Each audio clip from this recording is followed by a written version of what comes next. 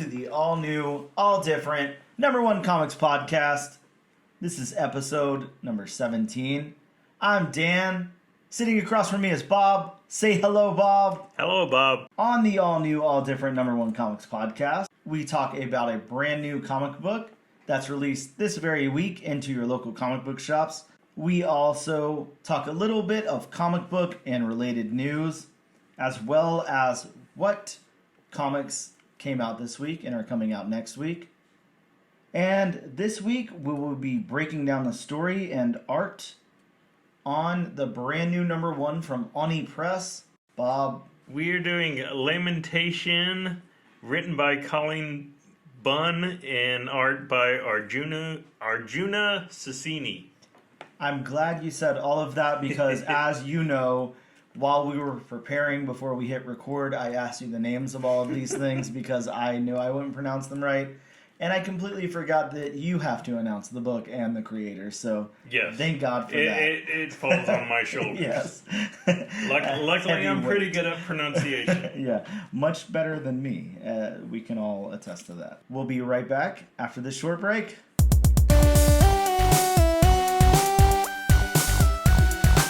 We are back. Bob, let's talk some news. There's interesting news this week. James Gunn news? No, actually. I have no James Gunn news for you. Wow. I didn't make a very, very special James Gunn news bumper yet, so... That might be the first time in how long?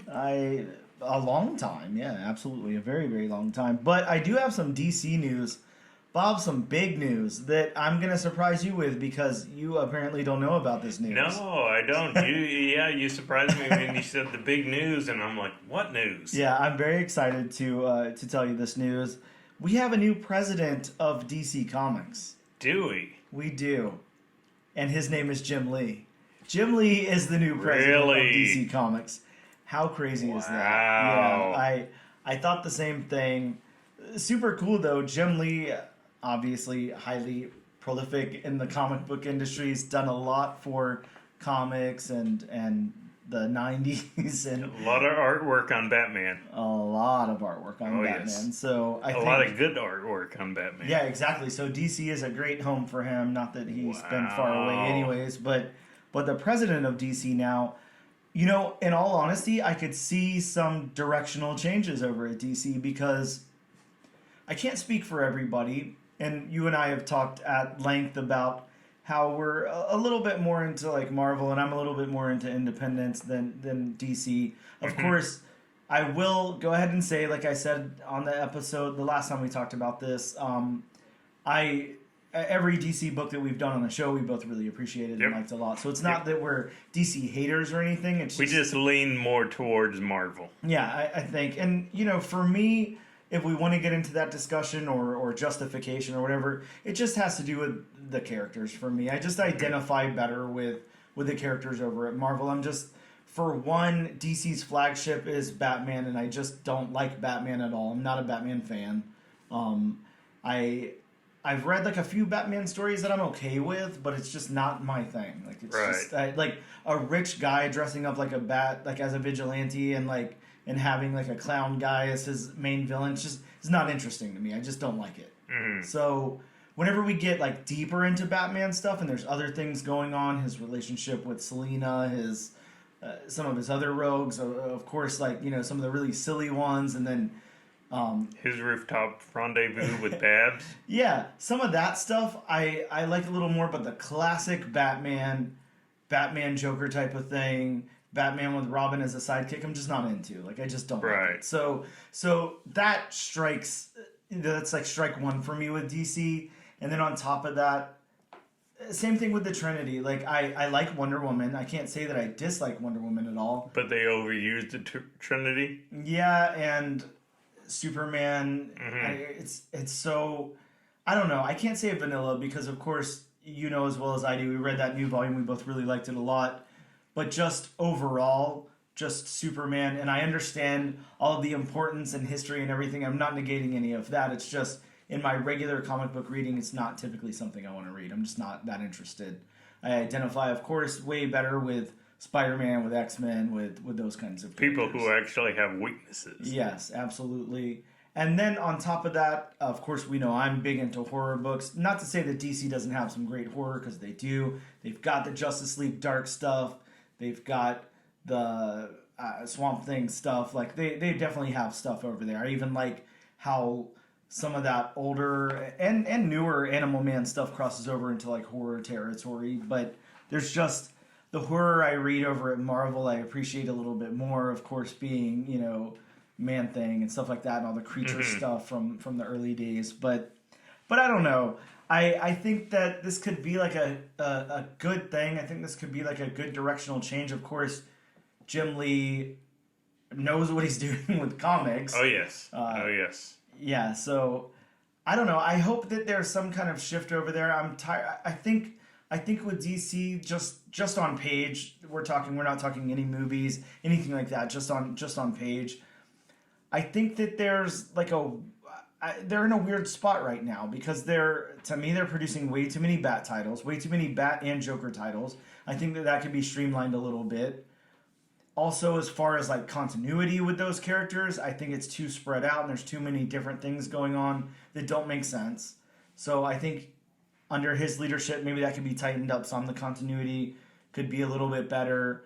And I don't know. We talked about this before too, the variant cover thing. Now, Marvel and DC both equally guilty of this, but it needs to be toned down. Like, there needs to be something done, because it's too much. There doesn't need to be 50 different variants of Batman number 900, like I'm sure there will be. Will be. Let me tell you a quick story at the risk of our local comic book shop owner listening. So, our local comic book shop owner is a great guy and usually really hooks, you know, both of us up in our pools and everything. Obviously, right. Discounts, obviously. A great comic shop owner. Nothing bad I can say about the guy. I can say with Batman and Detective, he always puts every single cover in my pool.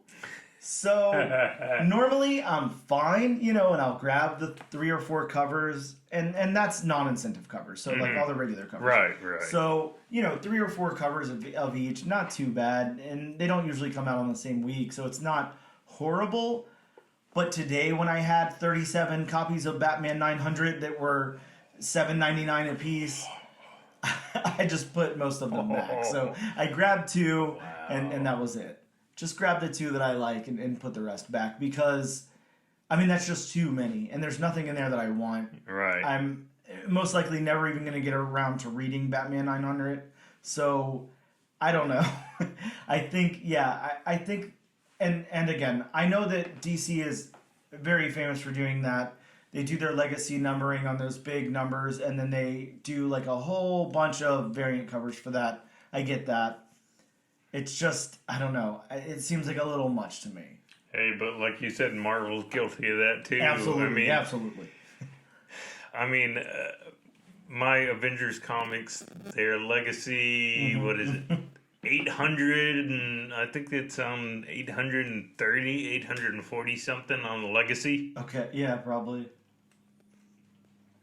So they're as guilty as DC is. Yeah, absolutely. It's just, again, I think the whole industry needs to look at variant covers and tone it down a little. I think sometimes it's a little too much. Like you said, it is. Marvel right now, we've got Spider-Verse variants for each book. Why? For what purpose? And again, which I know there's a lot of people out there who are comic book completionists. Oh, God. Especially on issues. Yeah. But you're talking about having to hunt around for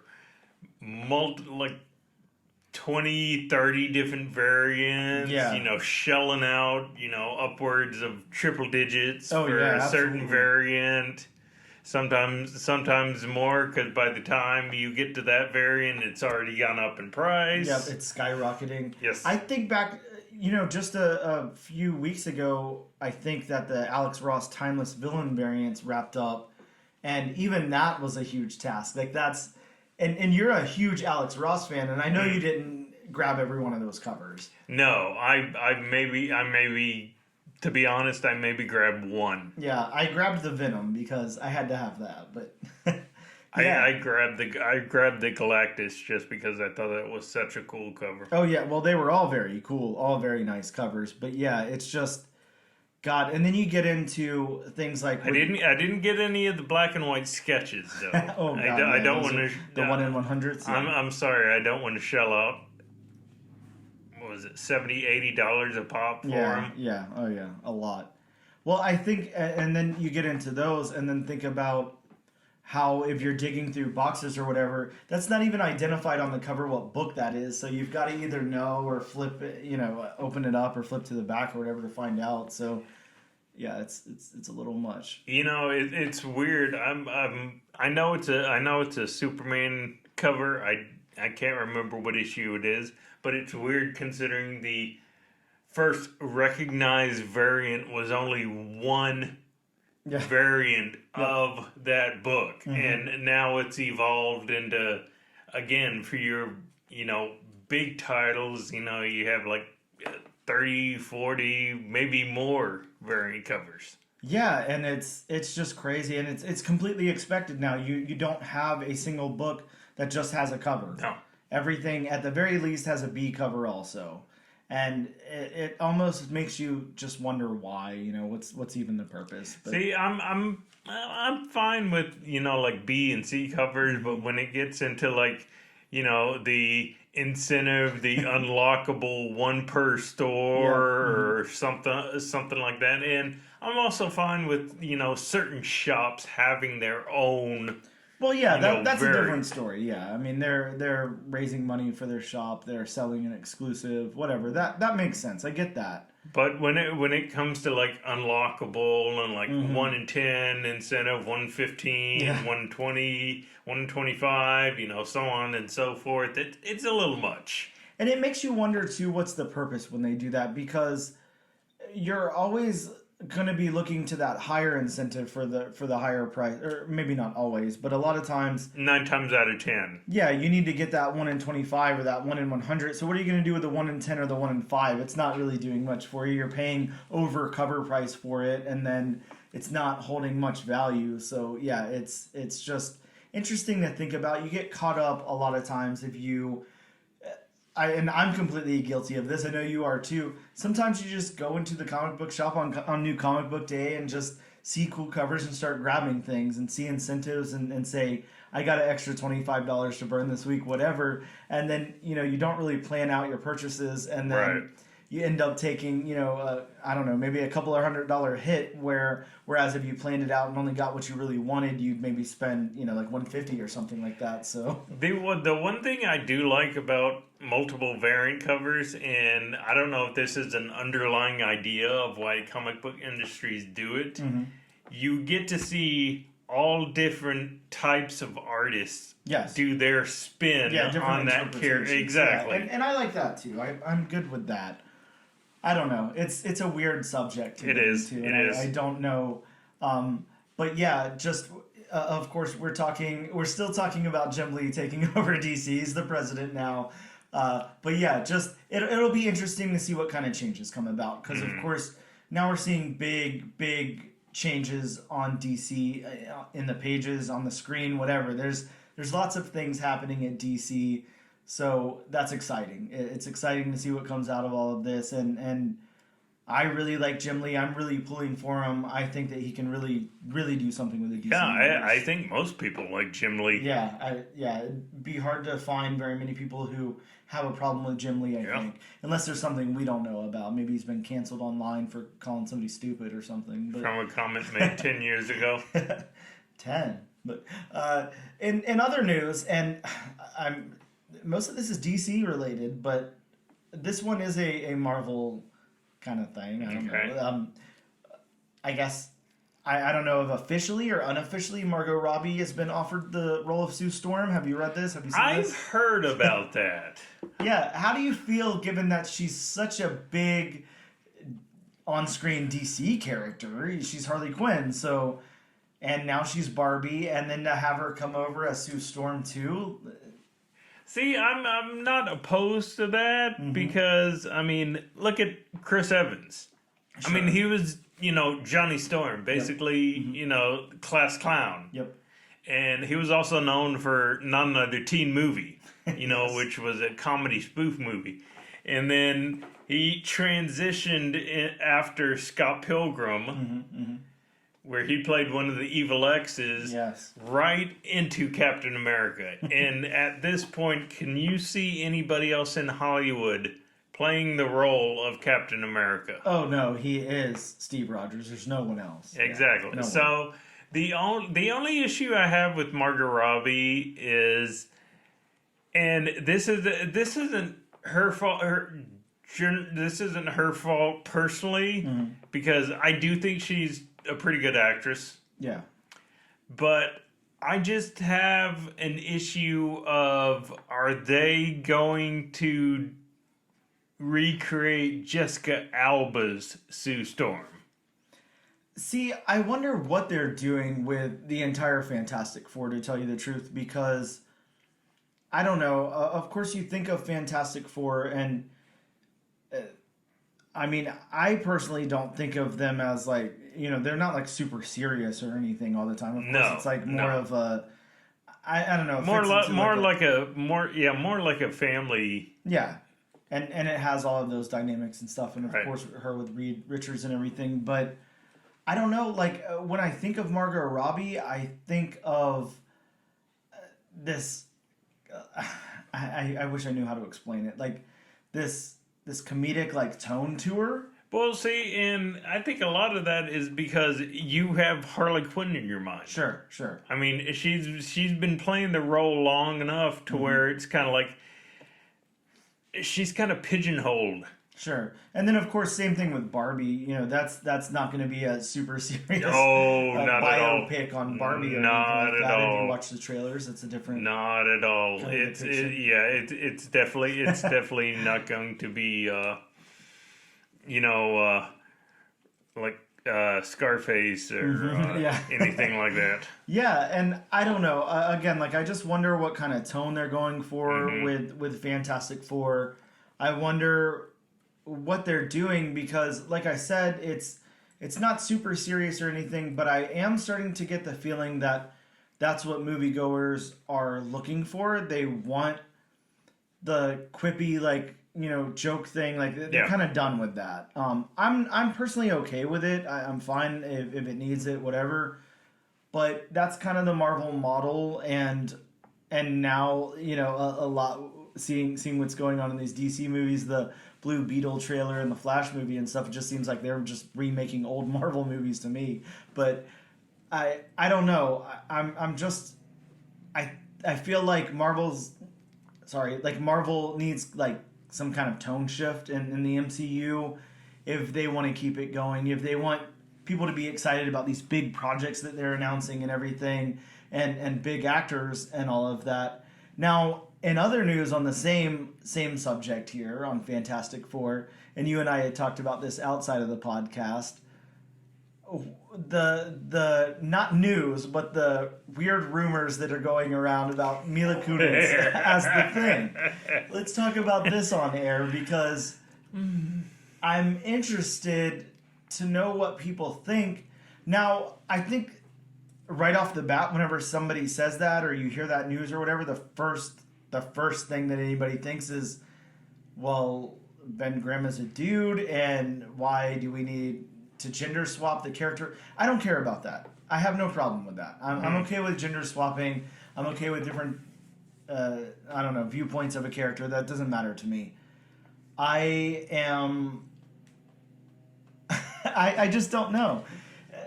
I think that if they're going to be focusing on their origin story and everything, where obviously, or where they put them in their timeline of development, are we going to be seeing a lot of Mila Kunis if she happens to play this character? Are we just going to be hearing her voice a lot? Like, what's going to be going on here? I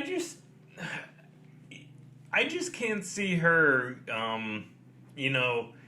giving off a Ben Grimm the Thing vibe. Well, yeah, definitely. I guess the only thing I could see is, she could definitely have that. Well, I used to look like a supermodel, and now I'm just a rock thing. Like, so that I get that part of it, sure. much better to me than Michael Chiklis. Is that? I don't want to see that guy again. Is that the guy that played Ben Grimm in the? I didn't think he was terrible. He wasn't terrible. I just didn't want to see him. I don't know. Look, Fantastic Four is a big deal for Marvel, but it's low stakes for me. I just don't care that much. I like Fantastic Four villains much more than I like the Fantastic Four. I think that they're just not. I don't know. I've probably read 4 or 5 Fantastic Four comics in my life. Well, some of those being Ultimate. So, and adding onto this, one other rumor that I talked to you about outside of the podcast. So the rumor is that Galactus is supposed to appear, but from what I'm hearing, the Silver Surfer will not be his herald. So I mean, could be anybody though. He's got $1 billion. So from what I'm hearing, his herald could be Terrax. Yes, you did mention So that. how would you feel about that? How do you think the overall movie-going audience would feel about that? I think that would be okay because we've already had Silver Surfer. Maybe they're saving him for a different project or something. I could see that being beneficial other than introducing him here. Do you think people would know who he is? Well, no, but I mean, I generally feel like people that weren't into comics didn't know who Thanos was either. This is true. So I do remember being in the theater for that Avengers stinger with a couple of buddies of mine, and he turned around. Next thing you see a bunch of phone screens. Yeah. Who's this? Exactly. They're all googling it. We know exactly who he is. We knew exactly who he was in the theater. Yep. But just looking around and seeing all these phone screens taken out. Yeah, everyone's like, hold on a second. I don't know who this guy is. I assume he's probably important, but who is this man? Which 10 years later, he turned out to be very important. Very, yeah. So, man, I don't know. Fantastic Four is confusing. I don't know. I don't know what they can do to make a good Fantastic Four movie. I don't know if as long as it's more exciting than Fan Four Stick. Well, please, but I don't even think it's casting. I don't think that's the problem with Fantastic Four. No. I think the cast in the first 2 Fantastic Four movies were fine. They worked fine. Listen, I will always say, I thought Julian McMahon did a good job as Dr. Doom. Oh yeah, he was fine. I will always say that. I know there are a lot of haters. I thought he did a good job as Doom. Well, I think that a lot of people maybe only hate that because he was in that horrible show Nip Tuck, which was one of the worst things ever created. So I can understand why people wouldn't like him. But yeah, as Dr. Doom, I agree. But yeah, the guy, and I definitely can't pronounce his name and won't even try, who played Reed Richards. I think he was miscast. Yes, absolutely. Jessica Alba was definitely miscast. But she was Jessica Alba. I'm fine with that. Yeah, I mean, stereotypical eye candy. I mean, it's the whole... That's the only reason Megan Fox was in Transformers. Sure. And she complained about it, but I mean, it's like, come on. We all know why you're in there. Yes. It's not because of your thespian acting. Yeah, it probably wasn't the chops, you're right. It could be for that thumb thing she's got going on, but let me not thumb shame anybody. I'll probably edit that out. But all right, we might as well move on. We could nitpick this entire movie. Yeah, we definitely could. But yeah. The next little bit of news and last little bit of news that I'm going to talk about, because there's a lot of little news here and there, but I'm not going to talk every single thing that got optioned this week or whatever. It's not right.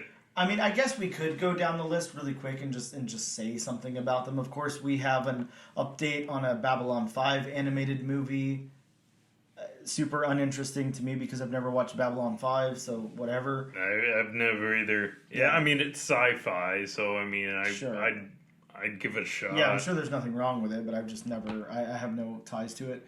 Of course, a Bugs Bunny live action / animated hybrid film in the works. I could care less. I couldn't care less. I can't think of how to say that correctly, but I'm not a Looney Tunes fan anyway, so I doesn't matter to me. Maybe if there was like a cool like Wile E. Coyote thing, I could get behind that. But I hear about that, and I get that Looney Tunes movie live action hybrid with what was it, Brendan Fraser. Yeah. Mm-hmm. Of course, Sweet Tooth season 2 premiered, and it has been approved for a season 3. No surprise there. Sweet Tooth. If you've not read Sweet Tooth, you definitely should. Sweet Tooth is a very, very good book, and it translates over as a good show as well. Met Cadet will premiere on Netflix August 10th, and that, of course, comes from I think it was a Boom Studios book. Yes, it was. It was from Boom Studios. It was Met Cadet U. That released back in 2017. And then we also have an Alien series with Sydney Chandler cast as the lead in that television show, I think it's going to be. So that's pretty much all of that news. The other big piece of news that I had here myself was just something that I picked up off Reddit today, actually. It was pretty interesting. And it was a production designer on the Flash movie who was quoted saying that the Flash movie is so good, you will forget all of Ezra Miller's crimes. And just, I mean, you can imagine right now just scrolling through the comment section on that, everyone was like, dude, bad thing to lead with, bad thing to say. Like, even if the movie's amazing, why would you say that? Like, he's... At the very least, accused of some pretty horrendous crimes, and come on. that production designer may want to just go ahead and take down all his social media accounts, because I can almost guarantee he's going to get so much hate from that comment. Yeah, I don't know why you would say that. No, I don't either. It's maybe to be controversial and drum up some buzz for the movie. I don't know. Yeah, I get promoting a movie, but I mean, what he did was reprehensible. Absolutely. Yeah. When I saw that, my jaw kind of hit the floor, and I was like, I can't believe they don't have, I don't know, like, they're allowing these people to go out and say things like this. Now, of course, you don't know what people are going to say, so whatever, but man, that's not a good... You don't know what people are going to say, but when you know the entire Ezra Miller situation, you know what people are going to say. Yeah, not a good look for that movie or DC or anything, or that himself. So with that being said, let's move on from some news and let's get out of news. We're going to take a quick break, and we're going to talk about some new comics that dropped this week at your local comic book shop.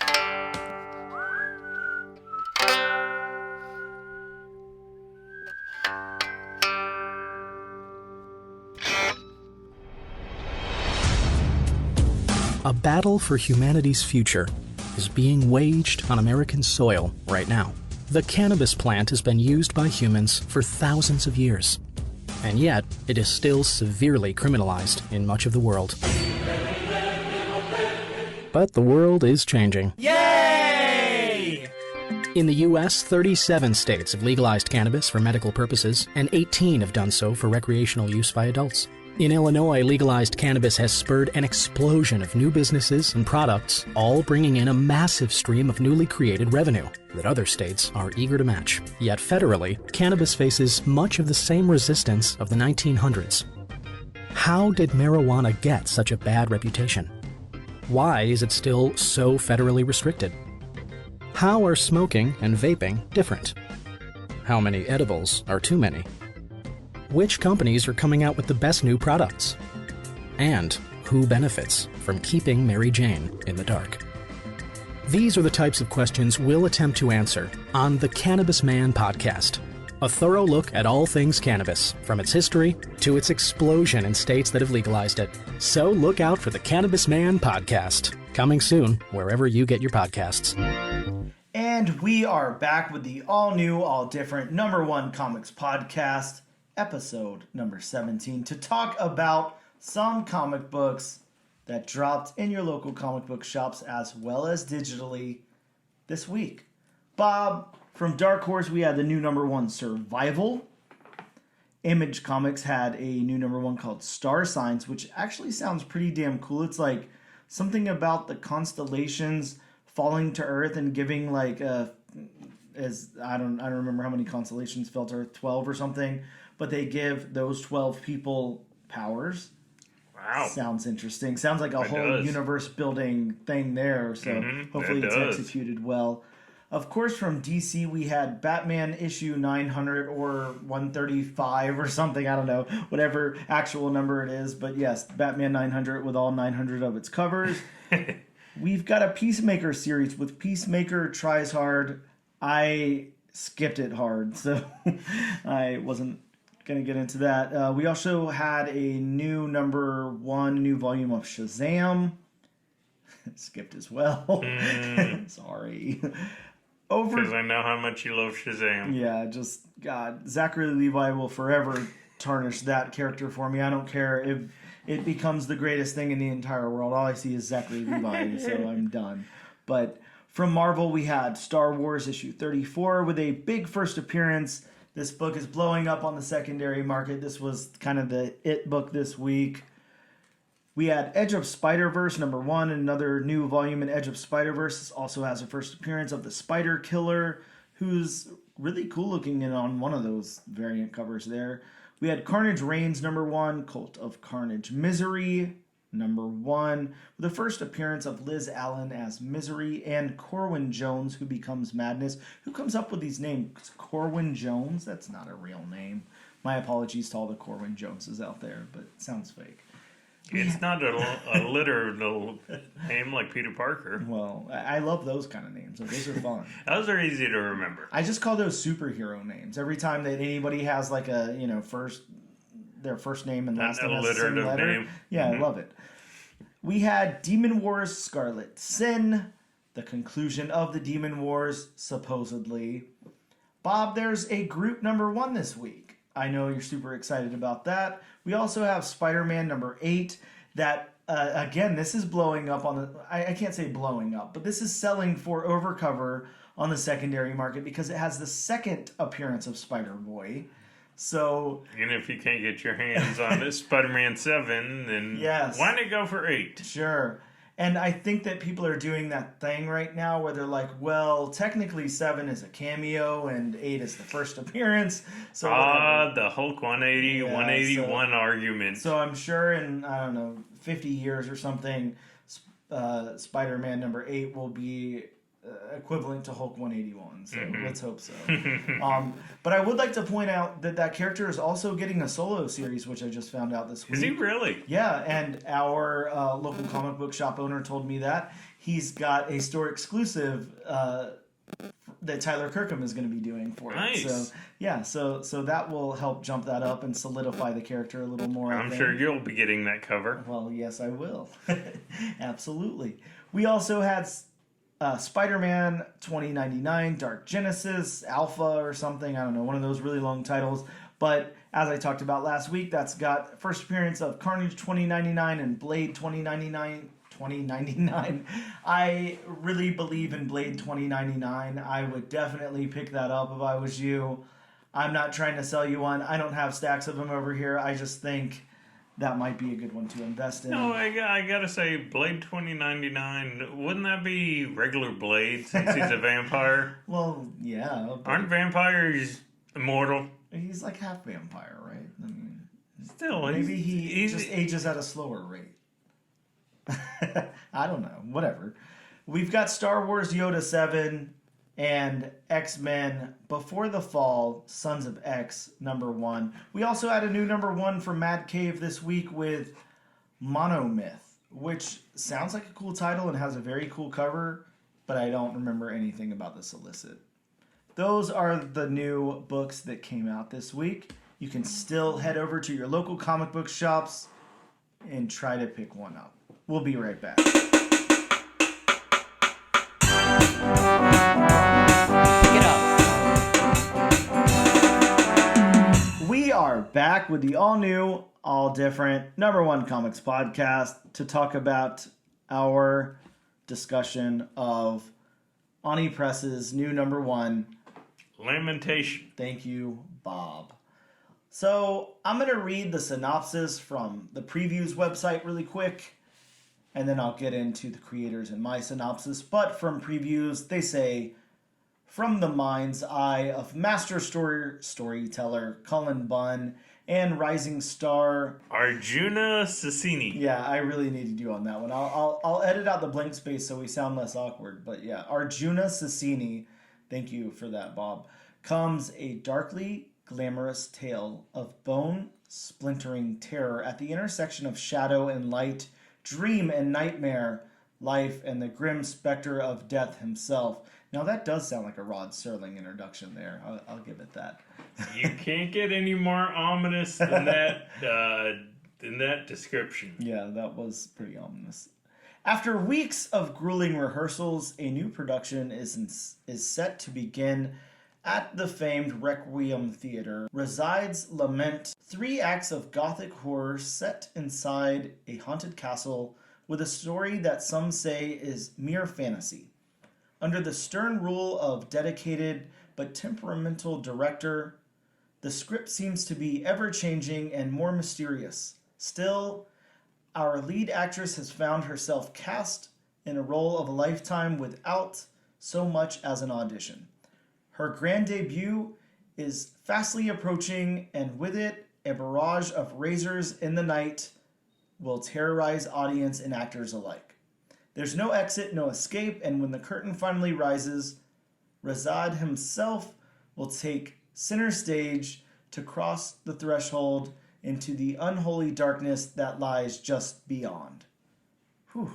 That's a Twilight Zone episode right there. That definitely is. And that was, I was very scared I was going to say something incorrectly. I think maybe I nailed his name. Maybe, is it Razide?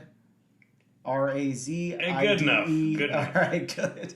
We'll go with that. So let's talk about the creators for a second. Bob, we're going to talk about Cullen Bunn. And how do you talk about Cullen Bunn in 2023? Because everybody who's read a comic book knows who Cullen Bunn is. But I'm just going to go over his list of accomplishments really quick because that's really all you can do. Because, man, Cullen Bunn has written a million comic books, and some of them really insanely good comic books. Everything I've read of his, actually, I really like a lot. I haven't read a lot of his superhero stuff, but as far as his indie and horror stuff, I love what he does. So Cullen Bunn begins writing published comics around February 2005, and the first credit I see for him is issue number 4 of Future Quake. From there, he did some stuff for Oni Press, including The Damned and Six Gun. He did some Fear Itself tie-ins for Marvel. He did Deadpool Kills Deadpool, as well as Deadpool Kills the Marvel Universe. He did Fearless Defenders, which I absolutely love. Really, really good run on that. He wrote some for Venom, as well as Monsters Unleashed and Magneto. And then, Bob, let's not forget the epic comic that he wrote with Tyler Crook on art, Harrow County, which is from Dark Horse. One of the greatest books of all time. He wrote Wolf Moon, and then he began writing on Moon Knight in 2015. Over to DC before DC rebranded with Rebirth, he was on Aquaman and Green Lantern The Lost Army, as well as Lobo and Sinestro. For IDW, he wrote for Micronauts, and he wrote on Uncanny X-Men with Greg Land on art. He also co-wrote Drax with CM Punk. He wrote The Empty Man for Boom Studios, Conan the Slayer for Dark Horse, and for Aftershock he wrote Unholy Grail, Dark Ark, The Brothers Dracul, and Witchhammer, as well as Unsound for Boom Studios, Star Wars Darth Maul for Marvel Comics, Venomverse, and Bone Parish, one of my favorite comics of all time. If you've not read Bone Parish, you definitely should. Really cool book about, I don't know, taking like dead people and grinding up their bones and stuff, and it's like get you high or something. It was a really, really fun book. Really crazy book. With Empty Man in Harrow County currently being optioned or in some stages of production. Now, let's get into this artist that you're so kindly going to remind me of how to pronounce her name. Arjuna Susini. And we should be saying that correct because this is a very good artist. I like this artist a lot. So, Arjuna Susini was born in somewhere in Italy that I can't say. So we'll just say Italy. And sorry if our listeners are Italian. yes, very sorry because I can't even pretend to speak Italian at all. So he was born in 1984. So Bob, he's a little bit younger than us. Mm-hmm. He graduated from the International School of Comics in Florence in 2008. And in 2011, his first comic, Bullet Ballad, was published. And he's done art on Heist or How to Steal a Planet, Mystery of Pi, and The Replacer. Again, not a lot of credit under his name, but I really like this artist a lot. Yes. Some really cool stuff there. Now I'm going to get into my synopsis of the book. So sit back, grab a drink. Kick your feet up. Yeah, exactly. Grab your cigar or whatever it is you kids are doing these days. So this book opens with something that I really appreciate, actually, which is a really cool page of like the cast of characters. I kind of really like it when they do that. They did that in the Great British Bump Off as well, and I'm kind of a fan of that, especially whenever you're being actually introduced and it's not, Spider-Man number 14 or something. But yeah, when it's a number 1 and everybody's unknown, I like that. Followed by our lead, Jennifer, as she talks on the phone to her mom about the audition she's headed to. She comes up on a super cool looking theater and opens the front door. She enters and watches for a few moments as the others rehearse their play. And then she meets Marguerite, who's the director and who immediately cast her in the lead. And Jennifer finds out that the previous lead is gone. After Jennifer meets the others, she reads the script while they rehearse. And Marguerite invites her on stage to join as they read lines. Now, here's where I'm going to say, here's the part I'm going to have trouble describing to anyone listening who hasn't actually read the book. We're transported to what's happening in the play. Right. Like a full set with costume and everything. It doesn't look like a play. It looks like we're just actually there in the thing that they're doing on the play. It does. It reminds me of Transylvania meets Phantom of the Opera. Yeah, absolutely. So I'm gonna have to take you as the listener in and out of that in some way or another. But I'm gonna say we're transported to the make-believe world of the play, which takes place at the castle of Prince Razide. Jennifer and 2 of the other girls are caught outside in a horrible, horrible storm. They then enter the castle where they learn that the prince's bride had a deadly accident of some sort, and now one of them will be chosen to be his bride. So then back to the stage, Jennifer slips on some blood, and again, back to the stage as in we're not in full costume in the castle and everything anymore. We're back in the theater on the stage. So Jennifer slips on some blood. She gets a little upset and wants to go outside for some fresh air. And then as she tries to find a way out, she can't, and she's told that no one can leave until the play has been performed. Back to the fictional play land of the castle area. The girls become upset as they're told that one of them must marry the prince. And then back on stage, Jennifer talks to the others about not being able to leave.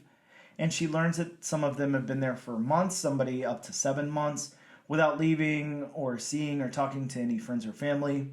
She also learns that the previous lead hung herself for a way out. Back to the play, the prince picks Jennifer, and in the real world, we find out that no one knows who plays the prince, and he only comes to the stage in full costume and never sees any of the others. Jennifer becomes very upset and goes to find a way out again. She enters a props room, and we see someone following her with a knife as the issue ends. So this is insane. This is I don't even know how to lead with our discussion of this book. before we get into like our breakdown of the beats and art and all of that stuff, this is just like a wacky book, and you've referenced the Twilight Zone a couple of times. Yep. I completely agree with you. I'm a huge fan of the Twilight Zone, and we're talking the original run with Rod Serling as the narrator and host of the show. And yes, it is just absolutely giving me those vibes. That could definitely fit in with the world of the Twilight Zone so well. And yeah, like I said, I was expecting before we started the podcast, I even said I expected Rod Serling to come out and do his whole submitted for your approval. Yeah, it definitely warrants like a narrator or something that would work very, very well with this book. But I do like that we're not really given any exposition or anything. I like that. Now the Twilight Zone's the same way. They'll give you some backstory, but they don't usually provide much exposition. No, they Twilight Zone's usually big on its twist. So that's, and of course, we can see at least some of the twist coming here. I assume that Cullen Bunn, being the good writer that he is, there will be more surprises along the way, but we can see kind of what's going on here, or at least what I think is going on. And in this first issue, I think this is a 1 of 3, if I'm correct. This is just going to be a 3-part. Just a 3-parter. Yeah, each issue at like 48 pages though, so that makes sense. It's a cool story that's being fleshed out and fully told, so I like that. I guess let's go ahead and get into our discussion of the story and art beats and everything. As far as the story beats, we follow Jennifer as she comes to her audition, and pretty much from the get-go, we're just thrown into the world of this play and what's going on. This is all about the play. Of course, we have like little side quests of understanding that they can't leave the theater and getting to know some of the other characters a little bit, and then the actual play itself. But this works really well for me. I think this is absolutely wonderfully written. I think that Cullen Bunn did such a good job adapting this into a comic book and writing this here. I think the story beats work really, really well. What are your thoughts on the story beats? Yeah, I mean, I thought they were, we said there wasn't a lot of exposition or dialogue, to slow it down. Yes. So, it goes right into, the main character in her audition, meeting everybody, finding out that they can't leave. Yes. And then, her being stalked for death. It basically, it's a free-flowing, narrative. So, as far as story beats, it does what it's a comic's supposed to do. Yeah, absolutely. And I wonder, it made me wonder too, and I think that that's important when you're reading something like it. How do you feel if you're in this situation? You walk into this audition. Of course, like Jennifer, you'd be absolutely perplexed and horrified and mad. Why can't I leave? Why is no one leaving? Mm-hmm. Why is everyone okay with, eating sandwiches and stuff instead of trying to find a way out of here? Why can't anyone leave until this play is done? I guess just think of how horrifying that would be, how you would feel in that situation. I can't get out of here. I have a big problem with that kind of thing. That's a huge fear of mine, just not being able to like open a door and walk out of somewhere. Well, and then to find out, they say it in one of the panels, if the audience, in air quotes, because we have no idea who the audience is, if they don't like it, then, it begs the question, do they get another chance to do it, or do they have to find a whole new cast, that doesn't bode well for the current cast? Yeah, completely agreed. I don't know. This is, it's making me nervous already, and I feel like it's playing on some kind of fears, and I think that that's definitely what makes it, again, like you said, like Twilight Zone-ish. It's playing on some of those insecurities that we have. Of course, no one wants to be stuck somewhere until you can't leave. Nobody wants to be held against their will. Yeah, of course.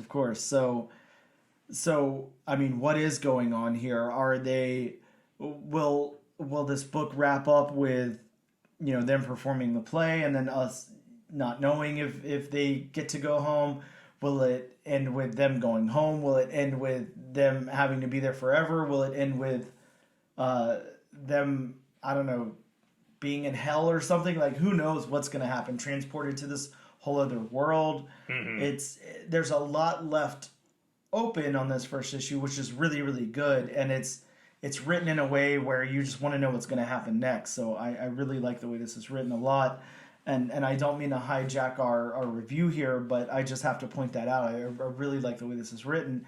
So as far as the narrative of the story, I think this one's a little hard to talk about. I think that the straightforward narrative works very, very well, and it makes a lot of sense. I think whenever we go into those moments where I guess what I'm trying to figure out is it just us as the reading audience is transported to the fictional world of what's going on in the castle there, what's going on the stage as the play or of the play? Is that really happening? That's the only part that I'm confused about here. I don't know exactly how to read into it, and maybe I'm not supposed to read into it. Maybe it's just supposed to be a visual depiction of them rehearsing the play, but I'm confused by that. I actually like that I'm confused by it. I like that it's not straightforward because it leaves some mystery in this, which the whole thing is a mystery, of course. We don't know what's happening, where these people are, why they can't get out, all of the stuff that I've already said, but I think that it's good that we don't know what's going on with that. Because I think that's going to pay off later. Yeah, and in a horror book, you want an air of mystery. You want that M. Night Shyamalan style twist, which definitely. This book definitely has. Yeah, and I think I think they'll pull it off. I think it'll wrap up really nicely. So how about the dialogue then? There's not a whole lot of dialogue in this book, actually. For 48 pages, this is a really quick read. It's a really easy read. It's not dialogue heavy, but everything that's is important is written out. Everything that is said dialogue wise has a purpose. I mean, it's not like somebody saying something for exposition's sake or somebody saying something as like a throwaway line or I mean it's either explaining why they can't leave. It's explaining who the characters are. It's explaining Jennifer's frustration in questioning why they can't leave. And look, when I first opened up this book and I got past that page that introduces the characters, and then we got into Jennifer walking up to the theater and talking on the phone to her mom, I can't lie, I was a little scared because to me, sometimes that's like a cheap way out, a cheap exposition dump. Somebody talking on the phone like, hey, here's what's going on, and let me tell you all this stuff right now at the head of the story. I was nervous that was going to happen, but it really didn't actually, and it was used to a huge advantage, just kind of to put us in this place and time and introduce Jennifer. And I feel like it was super relatable too. I feel like how many times, even myself is like, I'm almost 40. I call people all the time when I'm going to do something I'm kind of nervous about or something. When I go to do something for the first time or when I'm doing something by myself, you kind of get in that weird space where you're like, I don't want to walk up to this, awkwardly without anyone to talk to, or maybe there's like a line of people and I just look lame walking up by myself, so let me be on the phone with somebody, or maybe I'm nervous, so let me get out some of that and someone to talk to. You kind of want to pass a little bit of the nervousness along. Yeah, and I honestly felt it so relatable. Once I got past that page, I was like, wow. In all honesty, if I was going to this audition, I would have done the same thing. I would have called somebody up or whatever. I mean, maybe Jennifer's mom called her, but either way, it's in here. So I would have called somebody and I would have been like, hey, here's what I'm doing. Hopefully it works out or whatever. But I really like how that was played out a lot. I really did like that. And again, we talk about like the dialogue here.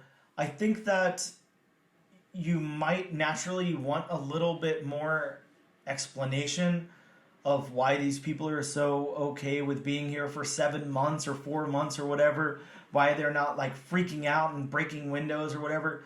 But it seems like maybe it's kind of implied like everyone knows what's going on here, or they've accepted their maybe not that they know what's going on, but they've seen, maybe they have like ran around banging on glass or something trying to get out, and it's just they're like, okay, this isn't gonna happen. Maybe they've accepted that fate, like you said. So I think that works too. So let's talk about the world building then. We have a world that is completely set in this theater, other than whenever we're transported to the castle. Outside of that, we just have, Jennifer on the 2 pages where she's outside in front of it. So there's not much other than those 2 locations there. But how do you feel about this theater and the tone and everything, the world building here? And then whenever we get into, I don't know, again, the world of what's happening in the play. I personally really like it. I like the tone a lot. I feel, even though it's huge and open and all of that, I feel kind of the claustrophobia of being stuck in there. Exactly. Like, I feel like it translates over to the page so well. I would wonder if, maybe Cullen Bunn experiences some of these things, and that's why he's able to translate it so well. They definitely built a world that it's kind of like, when she first gets in the theater, something is not right. Yeah, absolutely. And, even when they go to they transport to the fantasy world of the castle, something's not right. I mean, you have, the unnatural storm going on outside. Yeah, which I love. That storm looks so great. Yeah, it really does. Yeah, this whole world really, really works. So let's talk about the art then. Let's again talk about, please remind me of this name, how you pronounced it. Arjuna Susini. Yeah, Arjuna Susini. Okay, so, man, this is kind of like a dream team here. I feel like they work so well together.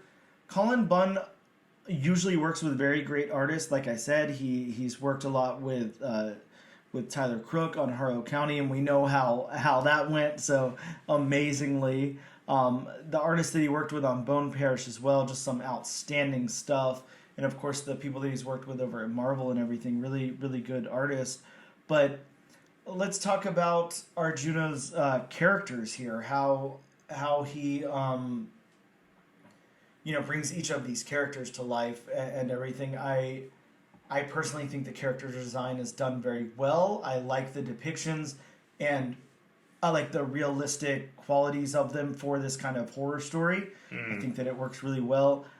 Bob, I want to talk about the Prince. The Prince looks so cool. He looks like a creepier like Moon Knight or something, but he, to me, minus the mask, he reminds me of V. Okay. From V for Vendetta. Yeah, Yeah, maybe like a nice like V, like Moon Knight type of crossover. I don't know. Such a cool looking character though. I really like that character a lot. It looks really good. There was a Kyle Hotz variant cover that I saw that looked just outstanding with that character on it. I highly suggest seeking that out if you can find it anywhere. And of course this regular cover looks amazing as well, but that Kyle Hotz cover looks really, really great with the character on it there. But yeah, I think all the characters work very well here. I think that, again, they're pretty like real-world depictions of people. And then once we get to that Prince character, who's more of like the creature monster type of character, he really, really pulls that off very well. And you can definitely tell by the design, or at least I can tell from the design of Marguerite. There's just something not right. Yeah, I agree. With that character. Yeah. There's more to her. Yeah, I'm scared what's going to unfold with her as well. Yeah, definitely. I can't tell if she's, the harbinger of something or I'm not sure. There's so much mystery here. There's so much mystery, but it's mystery that you definitely want to find out. It's not easily just to pass over and not care about. I think that this is done really well. Let's talk about the locations then. I talked about them already, kind of when we discussed the world building. We really just have the theater and then the world that we're transported to, as well as those couple of scenes outside, and that's all. But to me, they're done wonderfully well. They look great, and I talked about the claustrophobia that I get in the theater, and I can't imagine how they nail that through dialogue and art alone. I mean, you have this theater that's so open, it's so huge.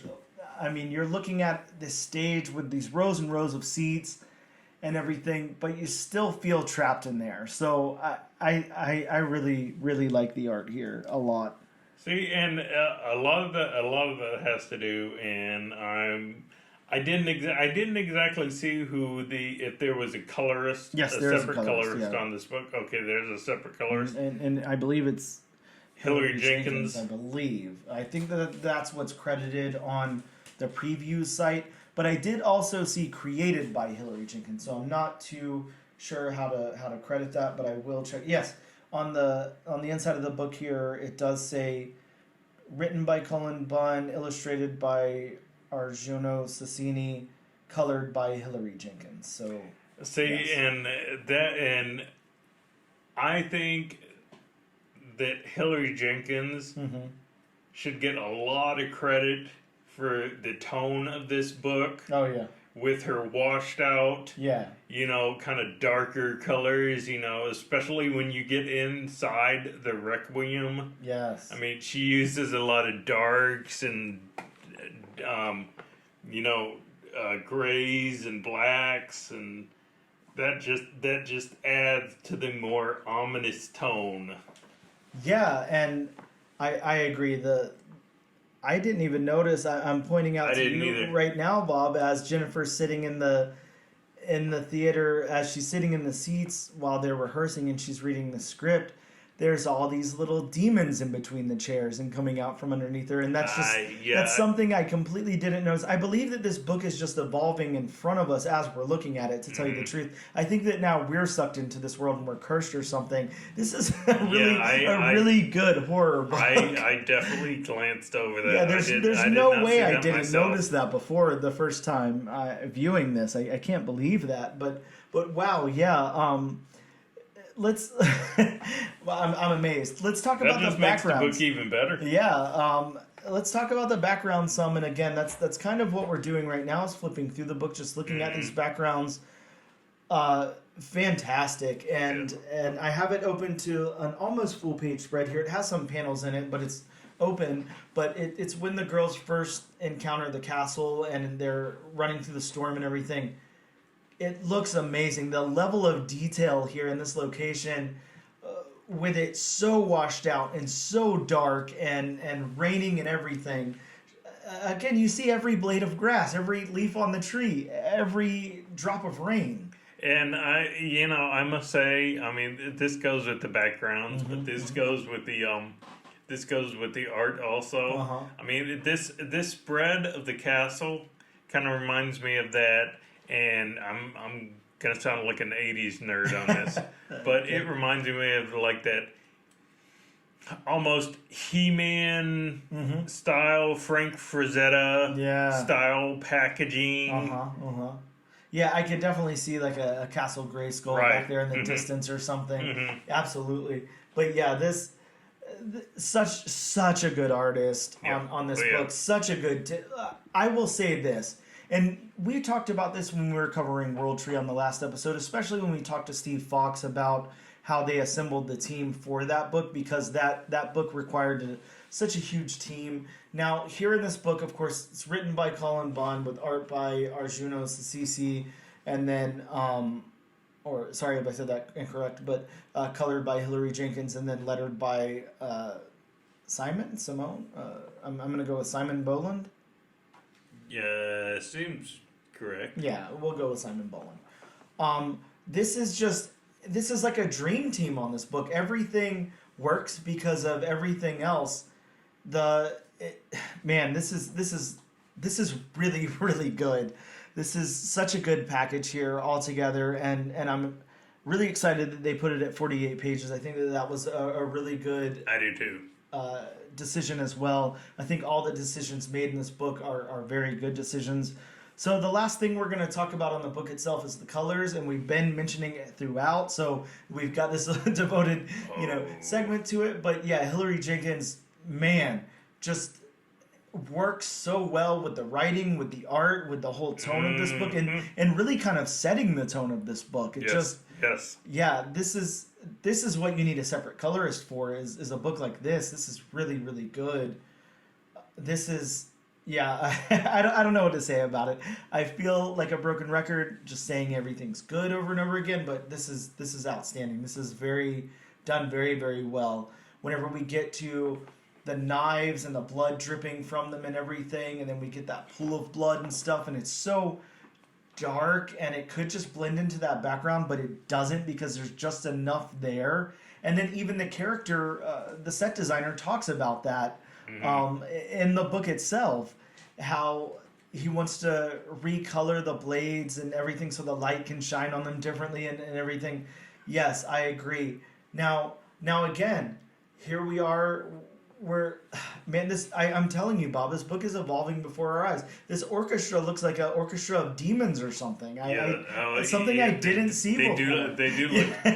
They do look dead, yes. Wow, maybe it's just in a different light or something. But yeah, this is great. I'm really, really liking this a lot as I'm looking back through it again for a third time. So this is a book that I will absolutely be reading again before issue number 2 comes out to catch back up with it and see all the little things that I missed, because there's stuff in here. So that answers our question about if we'll go on to issue 2. Yeah, I think that it had to be implied whenever we started, but yeah, this absolutely, yes, I will 100% be moving on to issue number 2.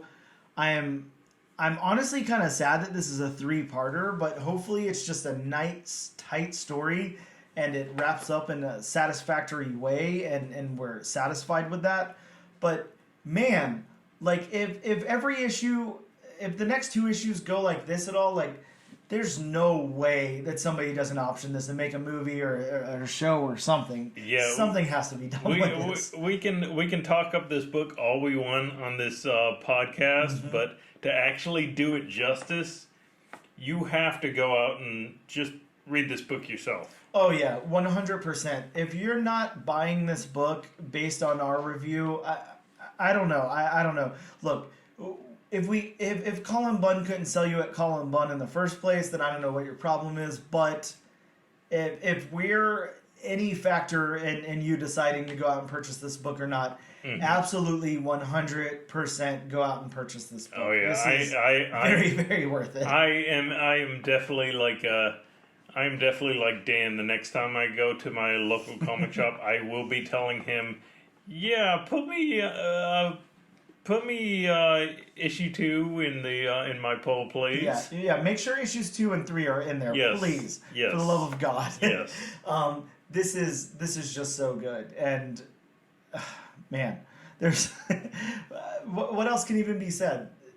You buy this book, you read it 2, 3, 4, 5 times, whatever, you're gonna see something different every time. You're gonna get your money's worth out of this book. Exactly. I mean, you said you read it twice and you didn't see the demons in the seats. Yeah, absolutely. Yeah, 100%. I mean, how often does that happen?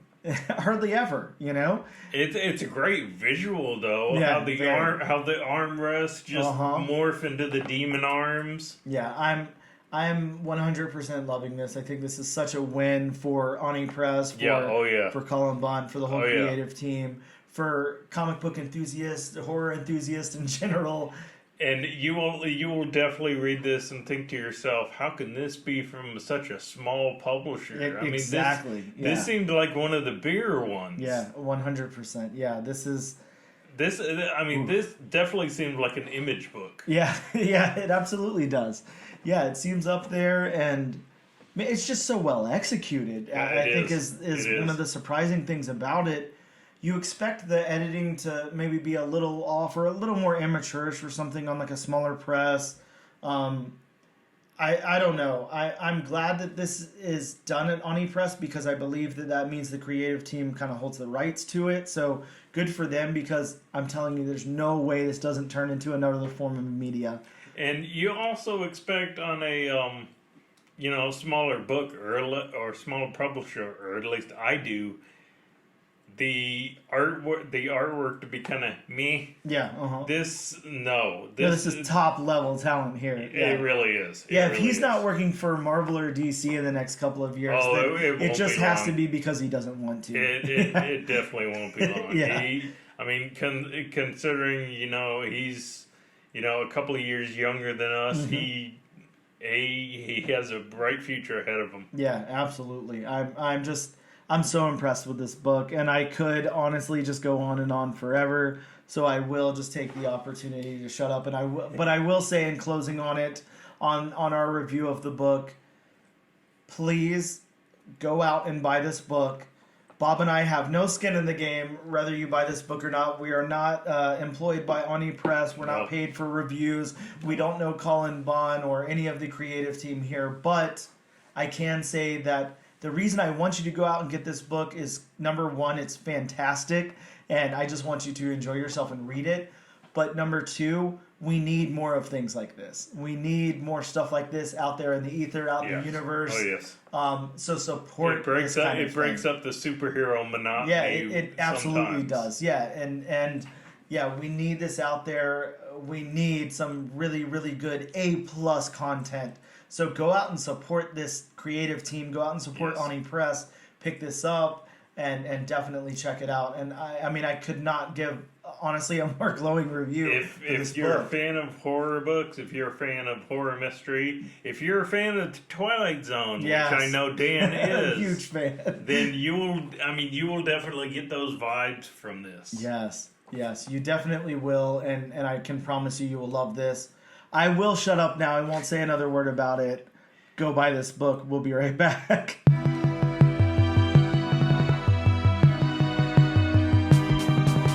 And we are back with the all-new, all-different #1 Comics podcast.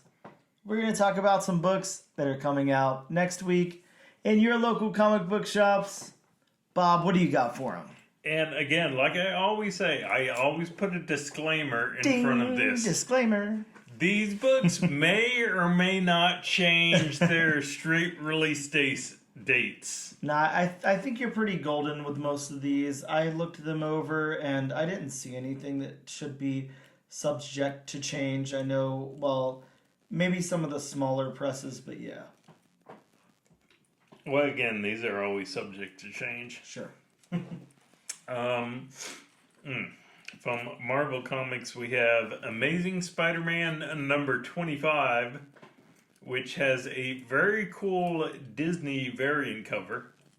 Yeah, that's got a great Disney 100 variant cover on it of the new Avengers with, who's that? We got Mickey in the lead right there as Cap. We got Donald Duck as, I don't know who Donald Duck is playing. We got Minnie in the background. We got, what's the girl duck's name? Now I can't remember her name. Daisy. Daisy Duck. We got Goofy somewhere, and then there's some other figure there. I don't know who all these people are, but this looks cool. The Goofy as Iron Man is very cool. Yeah, that's a cool cover. I like that a lot. Again, I hope to get the 1 in 100 on that, but if not, I'll just get the colorized version. No worries. But yeah, this is of course taking place before the big reveal in issue number 26, where we're going to find out exactly what Spider-Man did and who he did it to. So maybe you might want to pick that up. Yes. From DC, we have Batman Incorporated number 8. More Incorporated, more first full appearances of Joker Incorporated. And some of these names are...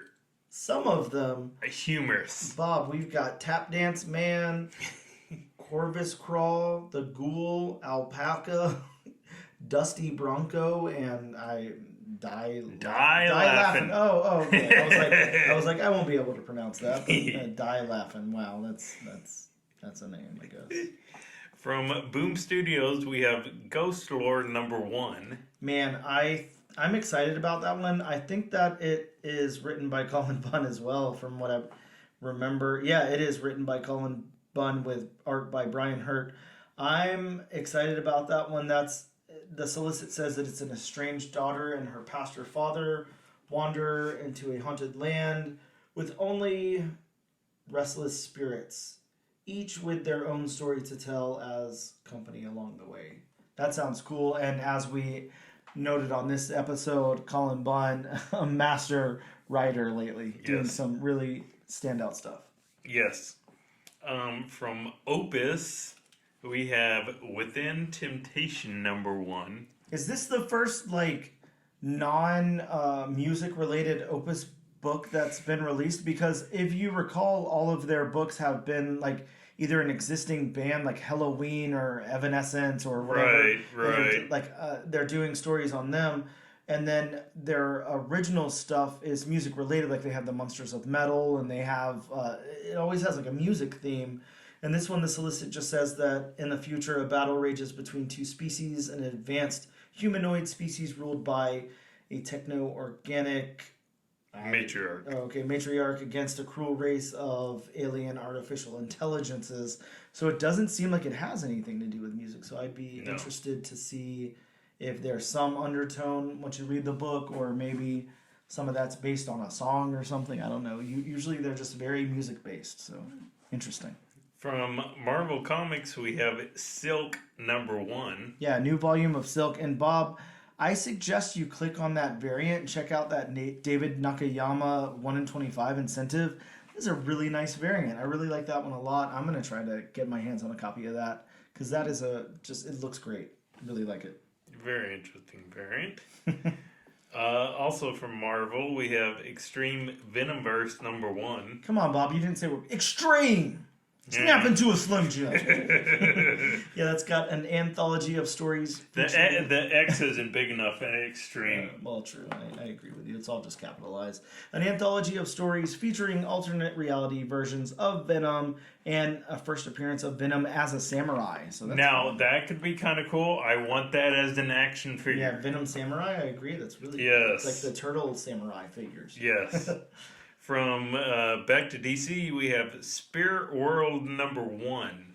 So, Spirit World is a 6-issue limited series. Again, from DC Comics, we have Green Lantern #1. Bob, didn't we just get a Green Lantern #1 2 weeks ago? I believe we did. I'm very confused by this. This one could be a mistake.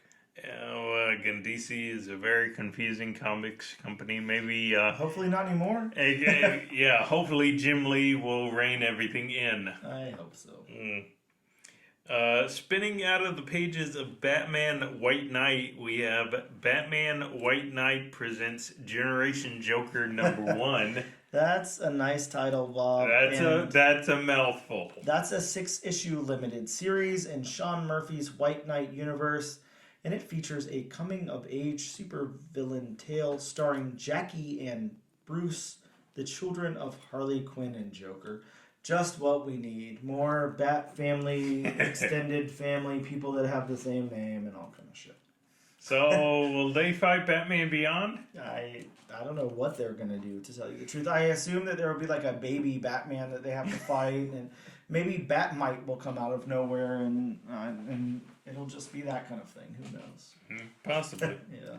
And then from Marvel, we're getting another reprint. We're getting X-Men #1 reprint. So, haven't we discussed at length before how X-Men #1 is the highest printed comic of all time or something? Why do we need a reprint of it? Where can you not find a copy of this? It has risen up in value, so I'll give it that. And you missed your really great segue of saying, speaking of Jim Lee, because... Good point. I'm not going to do it again because that would defeat the purpose. Hey, we're not a live podcast. Nobody will know. I'll edit it in post. I'll just have you say in my voice, speaking of Jim Lee, and then you'll say, X-Men #1. And everyone will laugh and have a great time. But yes, this might be the most printed comic book in history. Yeah, and now it's coming back for a second print, so that's nice. That and it's 4 other variants. Yeah. Well, yeah, those variants. I like the regular cover. How about you? You have a favorite? Probably this one and which one was it? The one with Colossus on the cover. Oh yeah, that was a nice one too. Yeah, but I'm a fan of the regular A cover. I think it's done very well. And with that being said, Bob, what book are we covering next week? From Scout Comics, Quicksand #1. Exciting news. I don't know that we've done a Scout Comics book yet. Maybe we have, but I don't feel like we have, so...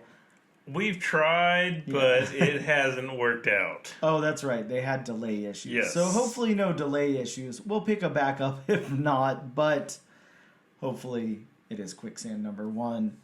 Guys, make sure that you follow us on social media. We are at Instagram at ANAD_1 Comics Podcast. On Twitter at ANADNO Comic Pod. On TikTok at ANAD1 Comics Pod. And the comic book channel on YouTube. Of course, this and every week, all you have to do is use our hashtag AllNewAllDifferentNation on your social media of choice to be entered in our weekly giveaway, where we will be giving away a copy of this new #1 book. And that's all we got for you. Thank you guys so much for tuning in, and we will see you